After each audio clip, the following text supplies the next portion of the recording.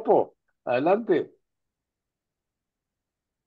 Sí, es que yo tengo un comentario muy interesante porque ese Gordo Díaz, creo que se llamaba Fernando Iván Díaz, si mal no Sí, estoy, era supremamente ingenioso, pero era el gran comozo por el arte.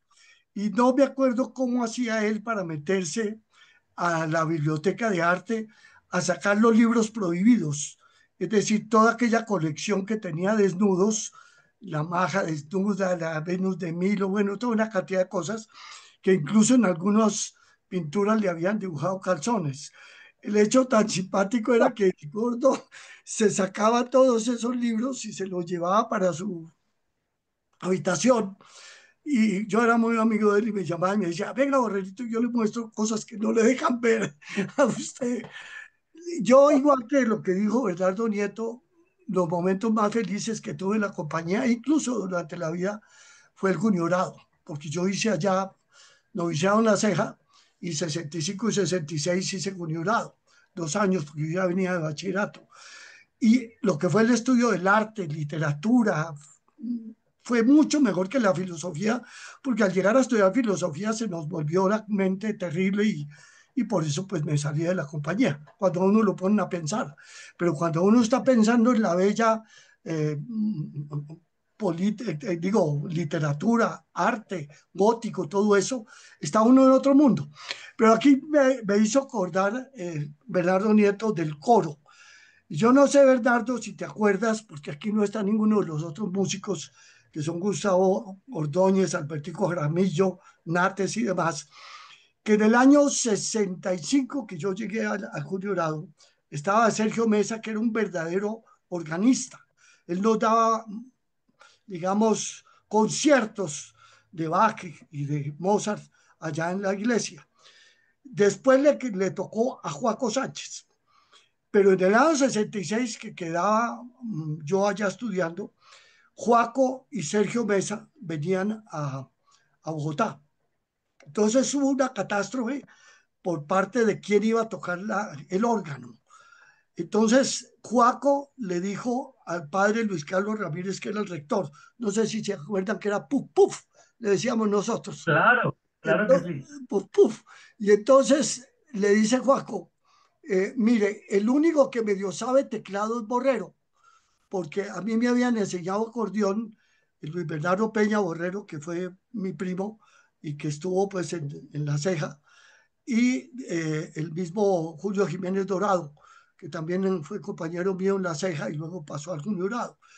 Entonces, en realidad yo era el único que medio sabía teclado, y entonces me llama Puf Puf y me dice, a ver, usted tiene que aprender órgano.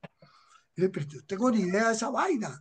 Hay que tocar los pedales, hay que tocar dos teclados, uno arriba y otro abajo. ¿Yo cómo hago para aprender? Y dice, encomiéndese a la Santísima Trinidad y aprenda. El hecho fue que acordaron que yo no tomara griego, porque en esa entonces había latín y griego, yo ya había aprendido latín, y bueno, yo de griego no me sé sino el alfabeto. Y entonces me dijeron, en lugar de griego, váyase a aprender allá, porque usted no puede ponerse a aprender sino en los momentos que no son de oración, porque usted se pone a aprender allá, me distrae toda la gente.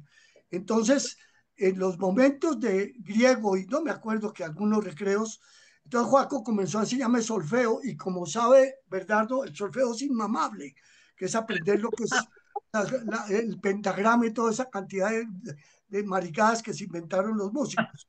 Entonces, yo lo que hacía era que medio aprendía el solfeo y lo que trataba era de adaptar el acordeón a la mano de abajo. El órgano tiene dos pisos. La mano de arriba generalmente toca la derecha del acordeón y la mano de abajo los acordes. Entonces, y bueno, y aprendí los pedales.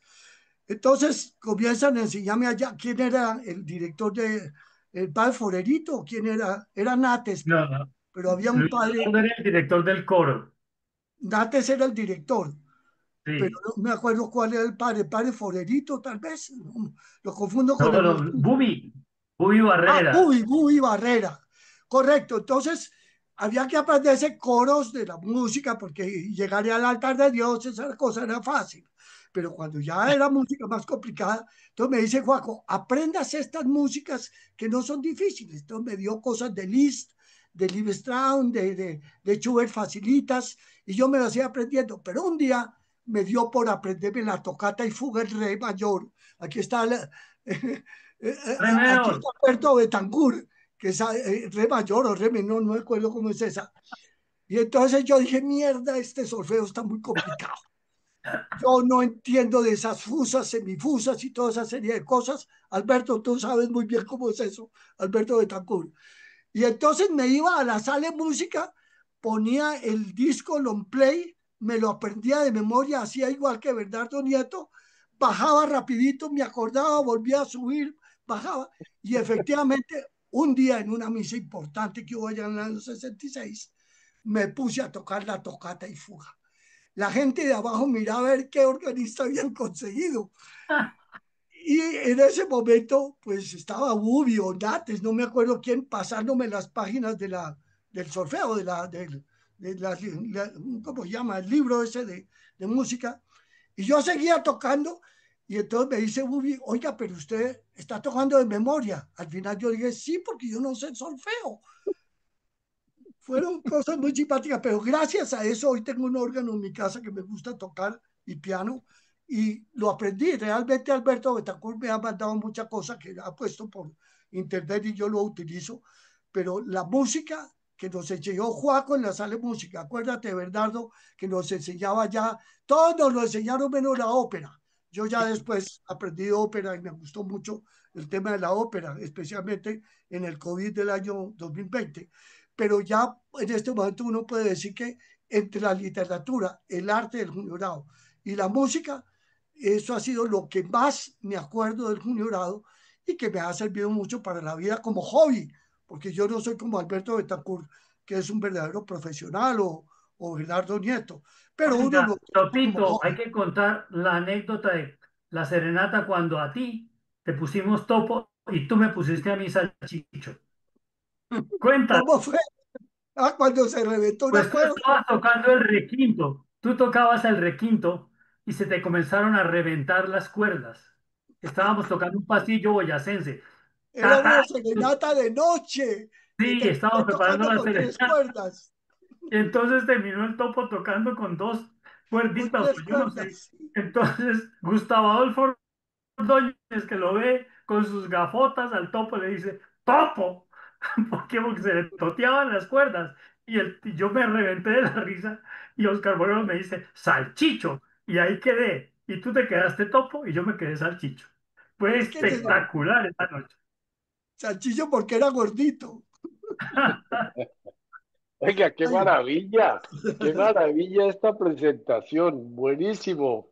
Un aplauso general a todo este conjunto de anécdotas maravillosas. Gracias, Bernardo. Gracias, Oscar. Me quedó una, Darío, una pequeñita. Mira, el día de la Pascua siempre hay la renovación de los votos bautismales, las promesas del bautismo y todas esas cosas. Juan Laureano Gómez estaba detrás de nosotros, en la banca de atrás, en la capilla, y todos veníamos diciendo las promesas del bautismo. ¿Renuncias a Satanás? Sí, renunciamos. Sí, renunciamos. Y después viene la profesión de fe. ¿Crees en Dios Padre Todopoderoso? Y Juan Laureano dice, no. ¿Por qué? Porque hay que decir sí o no a las promesas y a las renunciamos. Entonces, Juan Laureano nos hizo reventar en plena Pascua de la risa porque negó la existencia de Dios. Que si creen en Dios, no. Y lo digo a plena voz. Y estaba Eduardo Talero junto a mí y nos reventamos de la risa. Hasta ahí. Qué bien, qué bien, qué bien. Buenísimo, buenísimo. Bueno, tenemos varios más que se anotaron. Eh, Hombre, Marlio anda por ahí.